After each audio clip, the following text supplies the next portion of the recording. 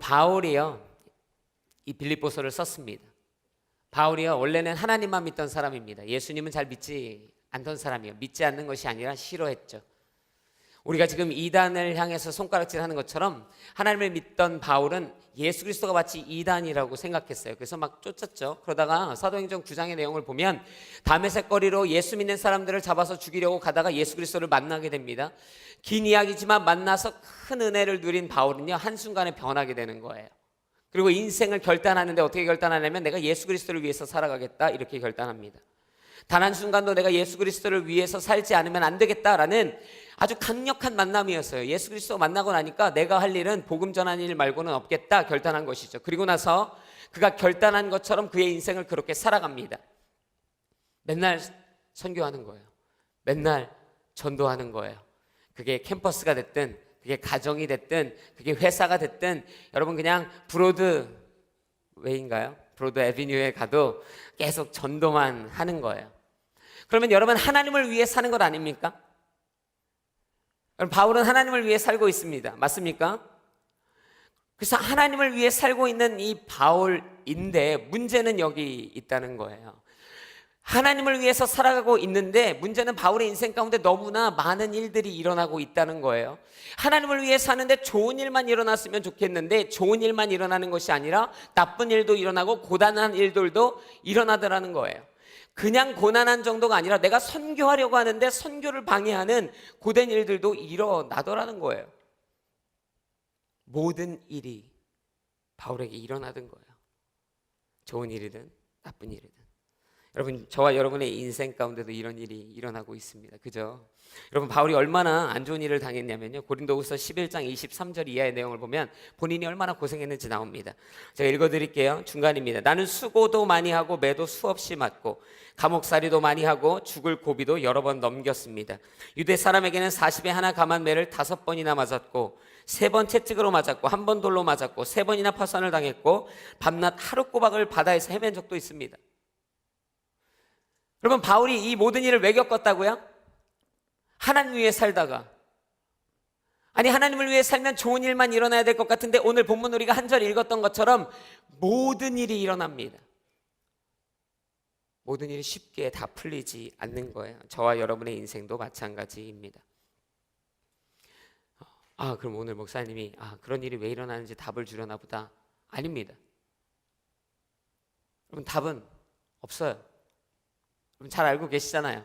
모든 일은 일어나게 마련입니다.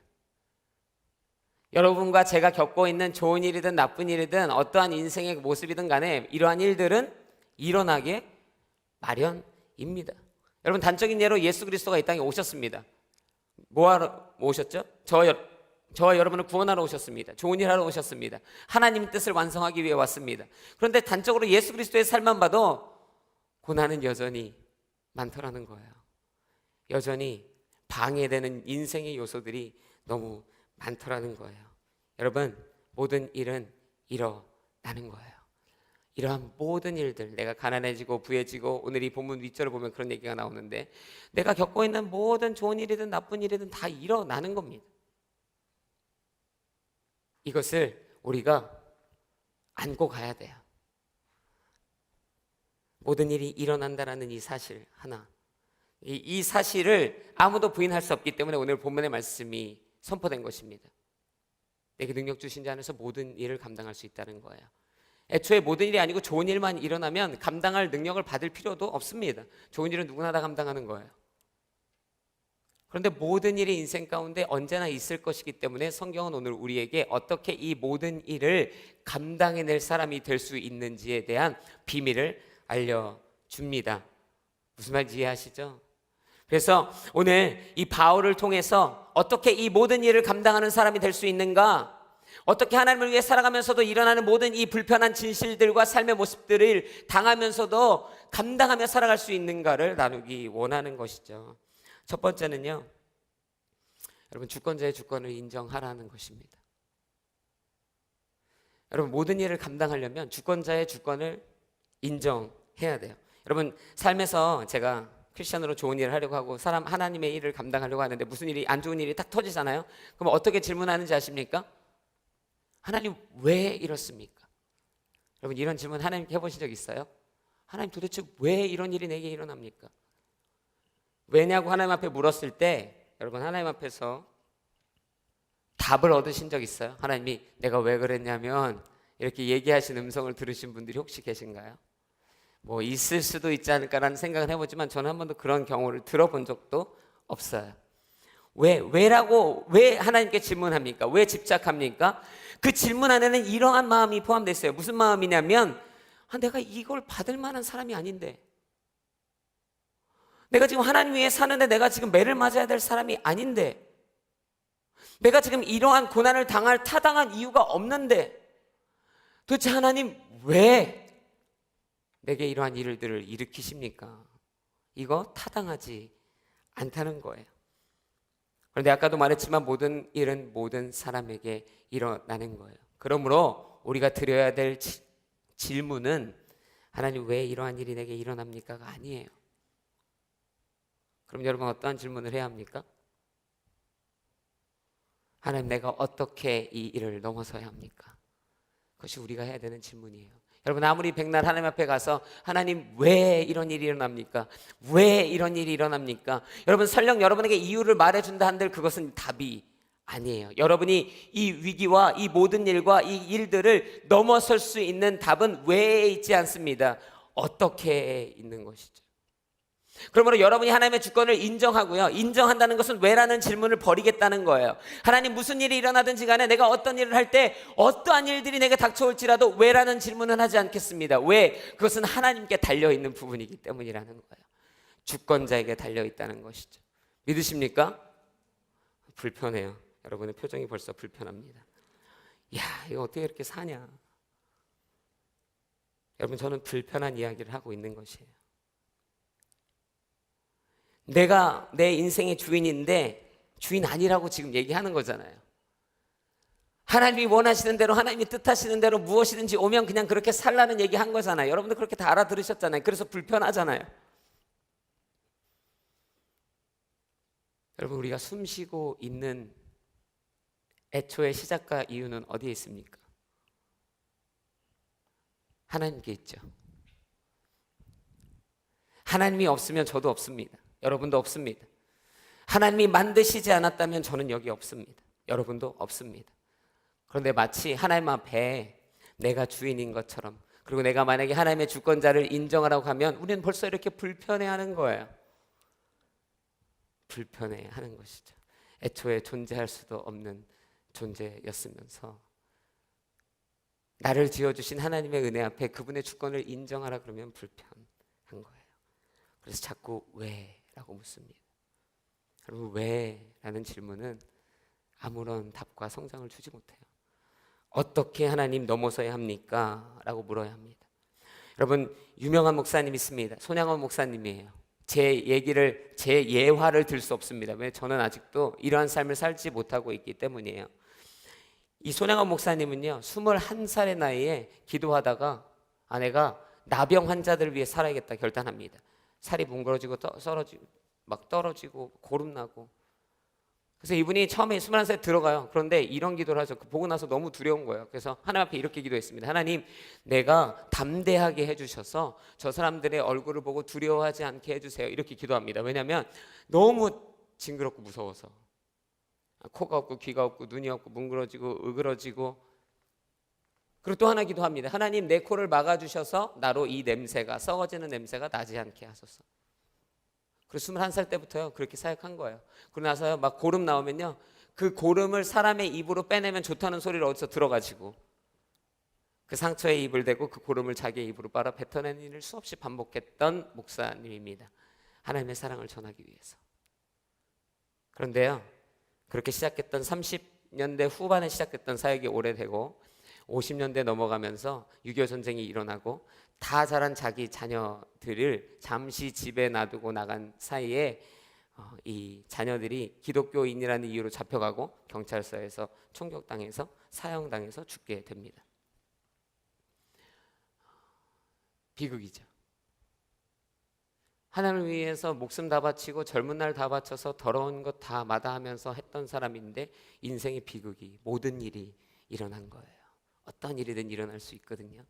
그런데 그때 손양원 목사님이 이렇게 질문하지 않았습니까? 하나님 왜?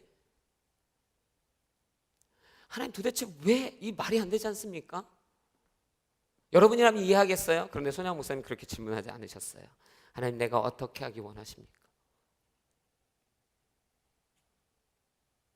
저라면 그렇게 못했을 것 같아요. 그래서 제 얘기 못하는 거예요. 손양원 목사님 얘기를 빌려서 하는 거예요. 있었던 일이니까요. 하나님 어떻게 해야 합니까? 그때 하나님께서 그 목사님에게 이런 마음을 주시죠. 사형을 집행할 때 총을 쐈던 8명 정도의 청년이 있었어요. 그 중에 2명 정도의 청년을 기억나게 하시고 그 한 청년을 자기의 친아들로 입양하게 하십니다. 자기 아들을 향해, 무고한 자기 아들을 향해 총을 날린 그 청년을 자기의 자녀로 입양하게 하는 사랑의 마음을 손양원 목사님이 어떻게 하길 원합니까? 하니까 주신 거예요. 여러분이라면 어떻게 하시겠습니까? 답은 뻔하잖아요. 이분은 하나님의 말씀을 듣습니다. 그리고 이 사람을 자기의 자녀로 맞이하죠. 지금 이 입양됐던 이 형제님 돌아가셨죠. 나이가 한참 되신 분이니까. 손양원 목사님도 돌아가셨고. 그런데 이 입양됐던 이 사람의 아들은 저보다 한 15살 정도 많습니다. 근데 지금 목회하고 계시죠. 목사님이 되어서 열심히 하나님의 나라를 섬기고 있습니다. 여러분, 어떻게가 가지고 오는 결정은요, 우리가 상상하는 것 이상입니다. 만약에 내가 일어난 이 모든 일이라는 것은 나쁜 일도 어려운 일도 포함한 것인데 이것에 집중해서 하나님 왜 하고 있다면 나는 그냥 절망의 늪자락에서 앉아 있게 될지 몰라요. 사랑도 구원도 이 손양원 목사님을 통해 그 가족을 통해서 실현되지 못했을 것입니다. 여러분, 이 죽은 두 아들은요, 천국 갔잖아요. 아멘? 천국 갔잖아요. 슬프죠? 손양원 목사님도 예배 시간에 막 눈물 흘리셨습니다. 그렇지만 어떻게라는 질문 앞에 하나님이 말씀하셨을 때 왜라는 질문은 차버리는 거예요. 그리고 하나님의 사랑을 실천하는 것입니다. 여러분, 모든 일이 일어납니다. 일어나지 않게 해주세요. 이 기도가 아니에요. 일은 일어나게 되어 있습니다. 그때 여러분 이 마음, 주권을 하나님께 인정해 드리는 것. 그래서 왜라는 질문을 버리고 어떻게라는 질문을 픽업해서 하나님 어떻게 내가 하기를 원합니까? 물어보셔야 한다는 거예요. 아멘. 그것이 이 인생에 일어나는 모든 일을 감당하는 첫 번째 비밀입니다. 두 번째는 뭔지 아십니까? 우리의 개념과 마음 자세를 바꿔야 한다는 것입니다. 여러분, 바울이요, 지금 빌립보서를 썼잖아요. 이 빌립보서 어디서 썼습니까? 감옥에서 썼어요. 바울에게 이 빌립보서를 쓰고 예배소서, 빌립보서, 골로새서를 쓴 이 옥중 서신을 쓴 이 감옥은요, 바울에게는 뭐였죠? 개인 서재였습니다. 얘는 감옥에 있으면서, 바울은 감옥에 있으면서 이게 서재구나. 또 시마다 때마다 뭐 했죠? 기도했습니다. 큰 소리로 기도했어요. 마치 아무도 없는 것처럼. 그리고 시마다 때마다 뭐 했죠? 찬양했습니다. 예배의 잔으로 바꿨던 것이에요. 여러분이 감옥에 있으면 쉽게 그렇게 할 수 있을 것 같으세요? 여러분, 마음을 바꾸면 다 바뀌어 보이는 거예요. 바울이 마음 자세와 개념을 바꾸니까요, 그 감옥 안에서 4개의 편지를 써서 교회에 보냈습니다. 오늘날 우리가 그렇기 때문에 이 말씀 붙들고 이렇게 말씀을 나눌 수 있는 거예요. 바울이 고난 가운데, 모든 일 가운데 순응한 것이 아니라 그것을 하나님께 영광 돌리는 시각으로 바꾸어서 자기의 삶에 적용시켜서 살아가니까 전혀 다른 결과가 나옵니다. 방금 전에 이야기했던 것처럼 손양원 목사님의 그 결과처럼 전혀 다른 결과가 나오는 것입니다. 여러분, 개념을 바꿔야 돼요. 제가 이런 버릇이 좀 있습니다. 제가 좀 안 좋아요. 제가 좀 소심해 보이나요? 대답을 안 하는 거 보니까 소심해 보이는 것 같아요. 저는 되게 걱정이 많은 사람입니다. 그래서 제가 꽁돈으로 예를 들어 1,000불이 생긴다. 그럼 여러분 어떻게 하시겠어요? 어떤 사람은 예 하면서 막 그거 막 쓰잖아요. 근데 저는 이렇게 살다가 꽁돈이 1,000불이 생기면 한숨을 쉽니다. 왜 한숨 쉬죠? 전에 없었던 1,000불이 생겼기 때문입니다. 이것을 어떻게 써야 될까? 머리를 막 생각합니다. 없었던 돈이 생겼으니까 막 계산을 하죠. 아, 이렇게 쓰면 1,000불을 쓰겠구나. 계산이 됩니다. 그런데 그걸 쓰려면 그냥 가서 쓰면 되잖아요. 그런데 그거를 써야 되기 때문에 지금 이 돈은 모아둘까? 이런 생각을 합니다. 저 되게 특이하죠. 저 되게 특이한 사람입니다. 그래서 그 돈을 못 써요. 안 써요. 막 끙끙 압니다. 막 앓다가 소심하게 100불을 씁니다. 그러고 나서 좌절하는 거죠. 왜? 900불밖에 안 남았잖아요. 아까 계획했던 1,000불나치의 그 소비의 계획을 이제 저는 할 수 없는 거예요. 100불을 썼기 때문에. 왜 이렇게 사는지 모르겠어요. 그죠? 불쌍하잖아요. 그렇게 살아가요. 한 번은요, 막 꿈을 꿉니다. 데이드리밍 하는 거예요. 저도 인간이라 데이드리밍을 많이 합니다. 아, 로또를 사야겠구나. 얼마 전에 누구 할아버지 한 분이 로또 30 밀리언이 되셨더라고요. 할렐루야. 그분을 축복하고요. 제가 이런 마음을 가지고 있다는 걸 알았으면 좋겠어요. 근데 저도 그런 꿈을 꿔요. 아, 30 밀리언 받으면 얼마나 좋을까. 근데 여러분 30 밀리언이 당첨이 딱 되고 제 머릿속에 빰빠밤 해가지고 딱 당첨됐어요. 그럼 제가 어떻게 생각할까요? 한숨을 쉽니다. 왜죠? 제가 내야 될 텍스와 11조가 두렵기 때문입니다. 냈어요. 그래서 예를 들어 30 밀리언이 됐는데 뭐 예를 들어 50 밀리언이 남았다고 생각해 보세요. 그럼 여러분 할렐루야잖아요. 그런데 저는 이렇게 생각합니다. 15 밀리언밖에 안 남았구나. 불쌍하죠. 여러분, 내 개념이, 내가 가진 시각이 나를 불편하게 만드는 거예요. 나를 너무 힘들게 만들어요. 여러분, 오늘 본문에 사실 윗절을 보면요, 이렇게 이야기합니다. 내가 선교를 하면서 가난에도 처할 줄 알고 부하에도 처할 줄 안다. 그러면서 이 모든 일의 개념이 나오는 거예요. 인생의 비루함도 알고 인생의 부함도 안다라고 이야기한 거거든요. 그런데 저는요, 아무것도 몰라요. 돈이 생겨도 못 누립니다. 가난한 것도 어떻게 가난해야 되는지 모릅니다. 왜? 제 마음이 그렇기 때문이에요. 여러분, 어떠한 일을 맞닥뜨릴 때 어떻게 반응하십니까? 어려운 일들을 딱 맞이하면 이 정도야. 할렐루야. 넘어가야 되는데. 어떤 한 분이 그렇게 말씀하시더라고요. 저는 선교 갈 준비가 되어 있습니다. 저는 가서 죽을 준비가 되어 있습니다. 그런데 저는 못 가겠어요. 무슨 말이에요 그게? 다 준비돼. 저 죽을 준비, 막 정색을 하면서 저는 죽을 준비가 다 돼 있다고. 그러나 저는 갈 수 없다고. 왜 못 가냐고. 갔다가 잡혀가지고 손톱이 뽑히면은 나는 그 고통을 견딜 수 없다고. 뭔가 말이 안 되는데 그렇다는 거예요. 아직 준비가 안 됐다는 거예요. 죽을 준비가 됐다며. 죽을 준비는 됐는데요, 목사님. 손톱을 뺄 수는 없습니다. 여러분, 개념은요, 우리를 묶어버려요. 잘못된 시각은요, 우리로 좌절하게 만들어요. 잘못된 시각과 개념과 마음 자세는요, 내 비전도 실현하지 못하게 만듭니다. 내가 못해서가 아니라 못하게 하는 거예요. 여러분, 여러분에게 일어날 모든 일들은요, 비밀이 있습니다. 고린도전서 10장 13절을 보면 너희가 하나님은 미쁘셔서 신실하셔서 너희가 감당할 시험 밖에는 허락하지 않으셨다 그랬어요. 할렐루야. 그러니까 다시 말하면 여러분에게 일어나는 모든 일은 감당할 수 있다 없다? 있다는 거예요. 그런데 누가 감당할 수 없게 해요? 내가 능력이 없어서가 아니라 내가 그렇게 믿으니까, 내가 그렇게 생각하니까. 여러분, 개념을 바꾸십시오. 할렐루야. 개념을 바꿔야 돼요. 건강한 개념, 건강한 마음 자세. 무슨 일이 일어나면 웃어 넘기십시오. 힘들면 그냥 웃어 넘기는 거야. 그럴 수도 있지 뭐. 그것이 오늘 바울이 말하는 한 가지 또 다른 비밀 중에 하나입니다. 여러분, 모든 일을 이기는 세 번째 비밀은 뭔지 아십니까? 그것은 목적의식을 가져야 한다는 거예요. 목적의식이 있으면 사람들이 쉽게 흔들리지 않습니다. 제가 빌립보서 1장 6절을 읽어드릴게요. 여러분 안에서 선한 일을 시작하신 분이 그리스도의 예수의 날까지 그 일을 성취하실 것을 나는 확신합니다. 이것은 바울의 확신입니다. 빌립보서 안에 들어있는 확신입니다. 다시 말하면 자기가 그렇게 고난당하고 가난함에도 처하고 부함에도 처하고 모든 일을 감당하는 그 이유는 주 예수 그리스도가 나를 통하여 시작하신 선교의 사역이 일어날 것을 확신하기 때문이에요.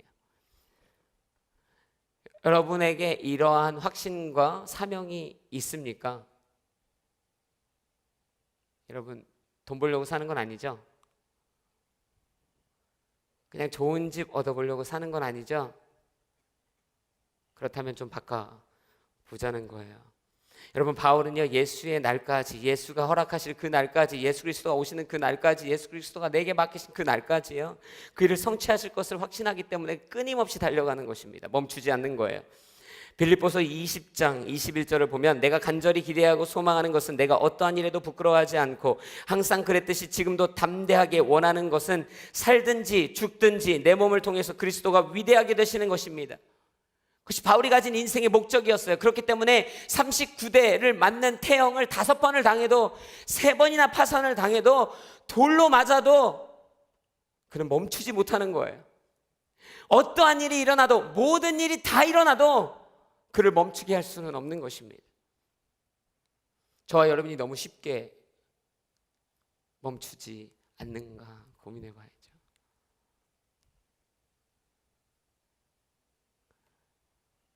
여러분, 우리가 걸어가는 길에는 반드시 모든 일이 일어난다는 거예요.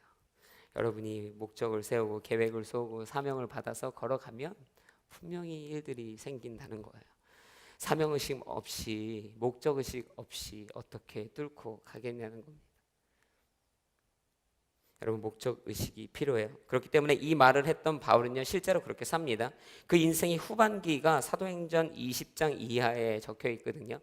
그런데 이렇게 적혀 있어요. 20장 22절부터 24절의 말씀 혹시 준비됐으면 20장 22절부터 24절 말씀 함께 같이 읽어보겠습니다. 시작. 그리고 지금 나는 성령의 강권하심 가운데 예루살렘에 가려고 합니다. 그곳에서 내가 무슨 일을 당할지 알 수 없습니다. 오직 내가 아는 것은 어떤 도시에 가든지 감옥과 고난이 나를 기다리고 있을 것을 성령께서 내게 증거해 주실 뿐입니다. 그러나 나는 내가 달려갈 길과 주 예수께서 내게 주신 사명, 곧 하나님의 은혜의 복음을 증거하는 사명을 다 완성하기 위해서라면 내 생명을 조금도 귀한 것으로 여기지 않습니다. 바울입니다. 모든 일이 일어나나요? 일어나죠. 여러분, 진짜 신기한 건 뭔지 아십니까? 모르고 가면 당해요. 모르고 가면 그나마 갈 수나 있어요. 그런데요, 바울이요, 기도를 하는 거예요. 예루살렘으로 이제 올라가야 돼서 예루살렘 갔다가 로마를 가고 싶은 거예요. 전도하러. 그런데 예루살렘 올라가려고 하나님 앞에 기도를 하는데 성령이 충만하게 임하면서 그에게 알려주시는 길이 있는데, 그것이 뭐냐면, 네가 어딜 가든지 예루살렘으로 올라갈 때 네가 가기 원하는 곳이 아닌 곳으로 너를 잡고 감옥으로 가고 고난을 주겠다는 거예요. 그걸 누가 알려주고 있어요? 성령이 바울에게 알려주고 있는 것입니다. 가면 죽는다는 거예요. 여러분, 가시겠어요? 가야 합니다. 할렐루야. 오늘 바울이 그렇게 얘기했거든요. 뭐라 그랬어요? 그러나 나는 내가 달려갈 길과 주 예수께서 내게 주신 사명, 곧 하나님의 은혜와 복음을 증거하는 사명을 다 완성하기 위해서라면, 중요합니다, 내 생명을 조금도 귀한 것으로 여기지 않겠다. 죽는다고 생각했어요. 그래서 사실 이 위에 절은 뭐냐면요, 에베소 교인들이거든요. 근데 에베소로 안 갔어요. 바울이 예루살렘 올라가다가 에베소를 너무 사랑했거든요. 그래서 에베소에 지인들이 있었던 거예요. 그래서 그 사람들을 만나고 싶은데 생각을 했던 것이죠. 내가 에베소에 가면 너무 정든 그 사람들 때문에 뭘 못해요? 뿌리치고 떠나질 못할 것 같은 거예요. 사명을 위해서. 그래서 뭐라 그러냐면 연락을 보내서 밀레도라는 중간 지역으로 몇 명을 불러내요. 일로 나와서 나 좀 그냥 마중해줘, 잠깐 만나자라는 거예요. 그래서 이 일이 일어난 거예요. 그들에게 눈물로 이야기하는 거예요. 그리고 이 후반절은 뭐냐면요, 그들이 눈물로 서로 안고 서로 울며 바울을 보내주는 것이죠. 여러분의 인생 가운데 모든 일이 일어나요. 제 인생에도 모든 일이 일어납니다. 그런데 그것을 넘어설 수 있는 세 번째 비밀은 사명의식이 있다는 거예요. 여러분, 꼭 크리스천이 아니어도요, 하다못해 그냥 세상도요, 목적의식 갖고 살라고 이야기하는 거예요. 왜? 그것이 성공에 이르게 하는 지름길 중에 하나이기 때문이죠. 교회는 더한 것이죠. 왜냐하면 목적이 다르기 때문이에요. 하나님을 위한 목적, 그 사명, 그 소명, 그것이 있어야 된다는 거예요. 여러분, 바울이 이렇게 얘기하는데요, 한번 읽어보시겠어요? 1장 30절, 빌립보서 1장 30절입니다. 빌립보서 1장 30절 같이 읽겠습니다. 시작. 여러분도 나와 동일한 싸움을 싸우고 있습니다. 여러분은 이것을 내 안에서 보았고 아직도 내가 싸우고 있다는 것을 듣고 있습니다. 뭐가 중요해요? 여러분도 나와 동일한 싸움을 싸우고 있습니다. 아멘. 바울은 그렇게 믿었어요. 그렇게 생각했어요. 자기만 그렇게 싸우는 게 아니라고. 자기만 모든 일을 두고 자기만 싸우는 게 아니라 자기의 믿는 모든 형제 자매가 동일하게 자기와 같이 싸우고 있다고 생각했던 거예요. 여러분, 동일한 싸움 싸우고 계십니까? 아멘 해야 되는데 뭔가 처지나요? 부담스러울 수 있죠. 절대 정죄하는 것 아닙니다. 아무도 정죄하지 않습니다. 아무도 뭐라고 하지 않습니다. 단지 우리가 알아야 할 성경의 본질일 뿐입니다. 동참하는 것이죠. 나도 같이 동참해보자. 나도 같이 동참해보자. 얼마나 좋습니까? 그럴 때 모든 일을 이겨 나갈 수 있는 거예요. 그런데 이제 중요합니다. 이제 중요해요. 여기까지만 설교하고 만약에 제가 시간이 다 돼가지고 내려가야 되잖아요. 그럼 저는 2단이 됩니다. 여러분, 모든 일을 감당할 수 있는 이 세 가지의 비밀은 내가 할 수 있는 것은 아닙니다. 내가 노력할 수는 있습니다. 그러나 내가 할 수는 없습니다. 오늘 본문의 말씀을 다시 한번 읽어볼까요? 본문 말씀 4장 13절 같이 읽겠습니다. 시작. 내게 능력 주시는 분 안에서 내가 모든 일을 감당할 수 있습니다. 아멘. 아멘이십니까? 모든 일을 어떻게 감당한다고요? 이 세 가지 방법으로? 아니요. 이 세 가지 방법이 가능케 하시는 내게 능력 주시는 그분의 힘으로 가능한 것입니다. 예수님 없이 불가능해요. 예수님 없이는 이것이 가능하지 않습니다. 그래서 성경은요, 하나님이 도우심이라는 증거를 우리 가운데 보여주십니다. 시편 121편 1편 2편을 보면 내가 산을 향해 눈을 든다. 내 도움이 어디서 오겠는가? 내 도움은 하늘과 땅을 만드신 여호와께로부터 온다라는 고백이 있습니다. 빌립보서 1장 19절 우리가 계속 보고 있는 빌립보서 내용에도 보면 바울의 이 고백이 있어요. 나는 여러분의 간과 예수 그리스도의 영으로 도우심으로 내가 풀려나리라는 것을 알고 있습니다. 그러니까 이미 알고 있었어요. 무엇을? 하나님의 도우심으로 자기가 풀려날 거라는 것을. 여러분, 이 모든 일을 감당하는 그 비밀은 이 세 가지에서 완성되는 것이 아니라 예수 그리스도의 도우심으로 완성되는 것입니다. 예수 그리스도 없이 불가능합니다. 하늘이 무너져도 솟아날 구멍이 있다. 들어보셨어요? 한국말이죠. 그럼 솟아날 구멍이 왜 있죠?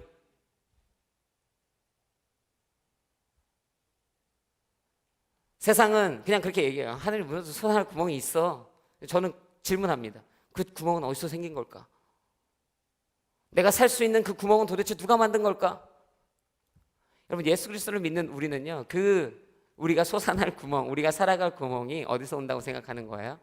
예수 그리스도가 하신다는 거예요. 그냥 그렇게 우연찮게 생기는 길이 아닌 거예요. 세상이 말하는 우연, 세상이 말하는 무슨 세상의 복이 아니라 예수님의 섭리와 예수님의 도우심으로 하늘이 무너져도 우리를 향한 하나님의 도움의 손길에 열려지는 것입니다. 여러분, 주는 우리의 힘 되십니다. 아멘. 너무 힘들잖아요. 근데 주님은 우리의 힘이 되세요. 둘째는요, 하나님께서 우리의 사명을 감당할 능력을 주세요. 아까 사명의식 말했잖아요. 사명의식만 주시는 것이 아니라 감당할 능력도 주십니다. 사도행전 1장 8절 보면 성령 받으면 권능 받는다고 이야기하는 거예요. 그래서 권능 받아서 그 일을 감당하는 것입니다. 폭발력입니다. 여기서 말하는 권능이라는 원어의 뜻은 폭발력입니다. 우리는 폭발하는 능력을 가지고 하나님의 일을 감당하는 거예요. 다윗이 그랬죠. 어린 나이에 골리앗을 쓰러뜨리는 강력한 파워가 하나님으로부터 오는 것입니다. 저와 여러분이 그것을 믿을 때 그러한 힘이 옵니다. 제가요, 어렸을 때 12살 때 첫 선교를 갔습니다. 러시아로 한 달 동안 한 팀에 묶여서 제가 제일 막내였습니다. 그래서 모스크바를 들어가서 모스크바에 있다가 그 다음에 뭐 우즈베키스탄, 타직스탄, 키르기스탄 뭐 이런 스탄들에 간 거예요. 스탄. 여러분 꼭 나중에 꼭 스탄을 가십시오. 좋은 하나님의 선교의 은혜들이 있을 거예요. 갔습니다.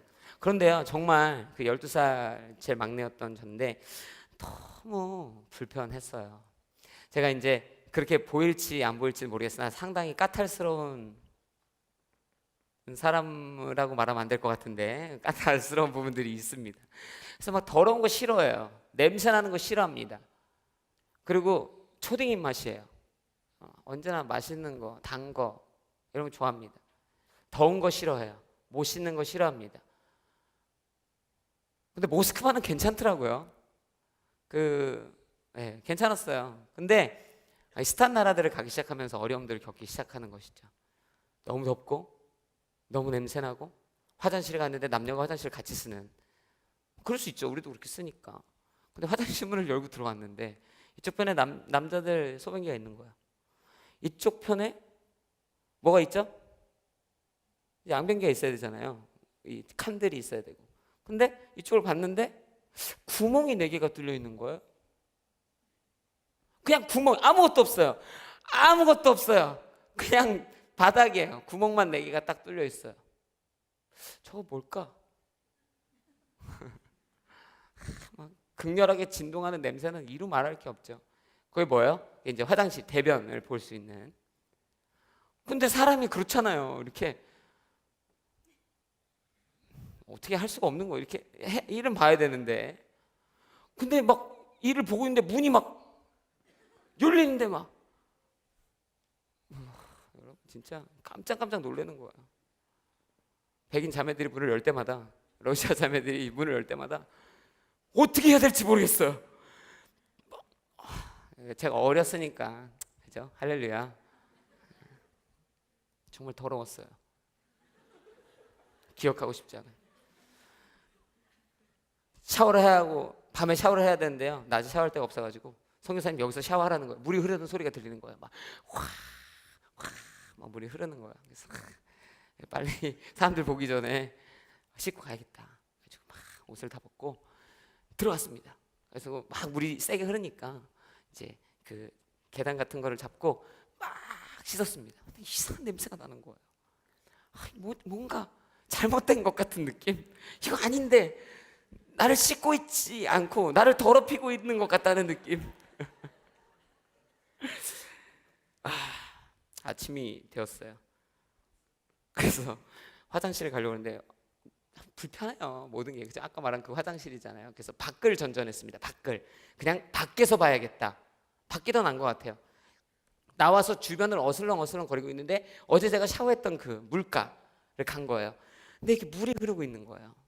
냄새가 상당히 안 좋은데 왜 이 냄새가 어디서 나는 걸까? 이렇게 보니까 이 물에 흐르고 있고 물에 이렇게 나무 다리가 이렇게 돼서 집이 하나 있어요. 근데 그게 화장실이에요. 저는 무슨 물로 닦았을까요? 근데요, 저는요 진짜 재밌었어요. 너무너무 행복했어요. 요구르트라고 먹으라고 그 3,000m 넘는 산지에 가서 갖다 줘가지고요, 그 돌인지 밀가루인지 모를 정말 돌이 씹히는 그 빵을 먹다가 요구르트라는 말에 살았구나, 하나님이 은혜를 주시는구나 찍어서 먹었는데요, 여러분 요구르트가 뭔지 아세요? 우유 섞인 거죠. 뭐 우리처럼 플레이버를 넣어준 게 아니더라고요. 그냥 우유 섞인 거더라고요. 그래서 전 진짜 행복했어요.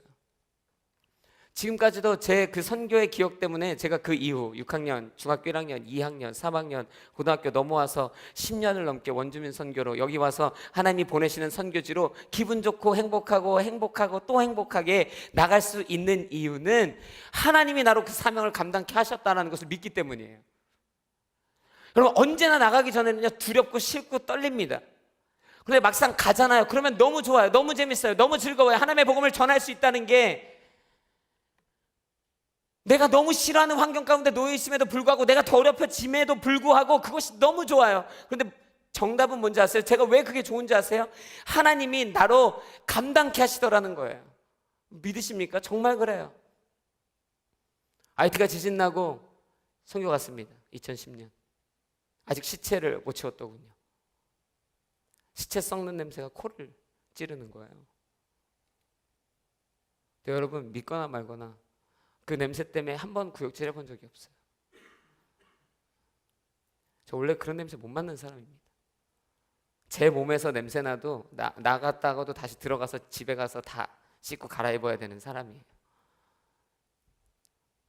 그러면 하나님의 일을 위해서 달려가는 우리에게, 하나님의 목적의식을 갖고 나아가는 우리에게 그 모든 일, 부한 것도 가난한 것도 바울은 그렇게 얘기했거든요. 감당케 하시는 이는 예수 그리스도라는 거예요. 여러분이 할 수 있습니까? 제가 할 수 있습니까? 저는 절대 제가 아니었다고 생각해요. 여러분, 그래서 원어적으로 보면요, 이제 능력 주신 분 안에서라고 얘기하잖아요. in him이거든요. 이 원어적인 뜻은 뭐냐면 unification이에요. 하나님과 하나 되는 것. 그래서 나 혼자는 결국에 못하는 거죠. 이 모든 일을 나 혼자는 감당할 수가 없는 거예요. 그런데 in him, 그분과 함께 내가 하나가 되면 이 일을 감당할 수 있다는 거예요. 이거에 대한 이미지가 제일 좋은 이미지가 여기 있습니다. 여러분, 혹시 아이언맨을 아십니까? 여러분, 토니 스타크라는 이 부유한 남자, 그죠? 나이는 많지만 상당히 멋진 남자예요. 모르시는 분들은 집에 가셔서 꼭 아이언맨이라는 이 재밌는 영화를 받아보셔도 될 것 같아요. 별로 나쁜 영화는 아닌 것 같습니다. 그냥 기분 좋게 웃을 수 있는 영화인 것 같아요. 그 영화 보면요, 돈이 많습니다. 마치 뭔가 다 할 수 있는 것 같지만 사실은 안 그래요. 나가면 두들겨 맞습니다. 아무것도 할 수 없는 남자예요. 그런데 이 남자가 다 가능하게 할 수 있을 때가 있어요. 막 괴물하고 싸우고 건물 부시고 날아다니고. 언제? 그 옷을 입을 때. 여러분, 슈퍼맨도 옷을 입어야 힘이 나잖아요. 아이언맨도 옷을 입어야 힘이 나는 거예요. 그런데 이건 좀 다릅니다. 이 이미지는 내가 그것을 입으면, 그 수트를 입으면 내가 그것과 같이 하나가 되는 거예요. 내 몸이 아니라 그것과 같이 움직이는 거예요. 그래서 날아다닐 수도 있고요, 싸울 수도 있고요, 힘도 세지고요, 모든 것을 계산할 수 있고요, 다 되는 것입니다. 여러분, 예수님과 하나 된다라는 것은요, 이런 이미지예요. 그분 안에 내가 거하고 내가 그분 안에 거할 때에 여러분, 우리가 모든 일을 감당할 수 있는 거예요. 여러분, 요한복음 14장 10절 11절 말씀을 읽고 말씀을 마무리하려고 해요. 요한복음 14장 10절부터 11절 말씀 함께 같이 읽겠습니다. 시작. 내가 아버지 안에 있고 아버지가 내 안에 계시다는 것을 믿지 못하느냐? 내가 너희에게 하는 말은 내 말이 아니다. 오직 살아계시는 아버지께서 내 안에 계시면서 자신의 일을 하시는 것이다. 내 아버지 안에 있고 아버지께서 내 안에 계시다는 것을 믿어라. 믿지 못하겠거든 내가 행하는 그 일들을 보아서라도 믿어라. 아멘이십니까? 뭐라고요? 지금 예수님 뭐라 그러는 거예요? 하나님이 내 안에 있고 내가 하나님 안에 있어서 하나님의 뜻을 내가 이루어가고 있다는 거예요. 하나님이 나로 가능케 하신다는 거예요. 예수님이 어떻게 십자가 졌냐고요? 예수님이 왜 어떻게 그 모든 일을 감당할 수 있었냐고요? 하나님 안에 있었거든요. 그래서 뭐라 그래요? 믿지 못하겠느냐? 우리가 지금 하고 있는 이 표정과 똑같은 표정을 하고 있었던 거예요. 믿지 못하겠느냐? 그러면 내가 한 일을 보고서라도 믿어라. 뭐야? 십자가를 보고서라도 믿으라는 거예요. 감당할 수 있다 없다? 있다는 거예요. 여러분, 손톱 빠지는 거 감당할 수 있다 없다? 왜 대답 안 하시죠? 이거 아니에요? 감당할 수 있다 없다? 있어요. 여러분, 믿으십시오. 할렐루야. 이렇게 믿음이 없어서 어떡하겠어요? 감당할 수 있지 뭐. 그까짓 거 나만 아니면 되지, 이런 생각하지 마시고 감당할 수 있다고요. 할 수 있다고요. 여러분, 스테반 돌 맞으면서 어땠는데요? 웃었잖아요. 저 이해 안 돼요. 그게 말이 안 되잖아요. 그런데 웃었다고요. 얼굴이 빛났다고요. 여러분, 말이 안 된다고요. 말이 안 되니까 은혜입니다. 말이 안 되니까 믿어야 돼요. 그러면 나도 그러한 역사와 현장 가운데 들어갈 수 있는 것입니다. 그분이 능력입니다. 내가 능력이 아니라 그분이 능력입니다. 내 인생에 일어나는 모든 일이 문제가 아니에요. 왜? 하나님만 믿으면 그 모든 일 따위 문제가 아닌 것이에요. 그런데 그 모든 일을 믿는 거예요. 예수를 안 믿고 모든 일을 믿으니까 그 모든 일이 일어날 때마다 쓰러지는 거예요. 넘어지는 거예요. 좌절하는 거예요. 자살하는 거예요. 모든 일이 무슨 문제입니까? 나에게 무슨 일이 일어나든 무슨 문제입니까? 내가 예수 안에 있고 예수가 내 안에 있으면 모든 것을 감당케 하신다는데 무엇이 문제입니까?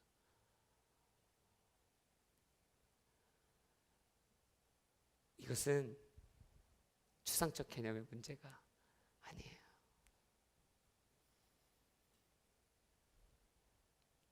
저와 여러분, 예수 그리스도를 믿는 우리가 반드시 붙들어야 될 진리입니다. 그러므로 교만할 수 없어요. 그러므로 자만할 수 없습니다. 예수 그리스도 빼고 위에 세 가지 붙잡고 나는 모든 일을 감당할 수 있다고 아무리 외쳐보십시오. 아무리 시각을 바꾸고 개념을 바꾸고 마음 자세를 바꾸고 아무리 노력해 보십시오. 예수 그리스도 없이는 불가능합니다. 그러므로 여러분의 인생 가운데 여러분 개념도 바꾸세요. 시각도 바꾸십시오. 사명의식 가지십시오. 그러나 그 모든 것 위에 더하시는 예수 그리스도의 능력을 붙드십시오. 그러면 여러분 제가 예언합니다. 다 감당할 수 있습니다. 아멘. 다 감당할 수 있습니다. 아멘으로 시인하신 분들은 다 감당하실 거예요. 그것이 오늘 능력의 하나님이 저와 여러분에게 주시는 축복입니다. 기도하시겠습니다.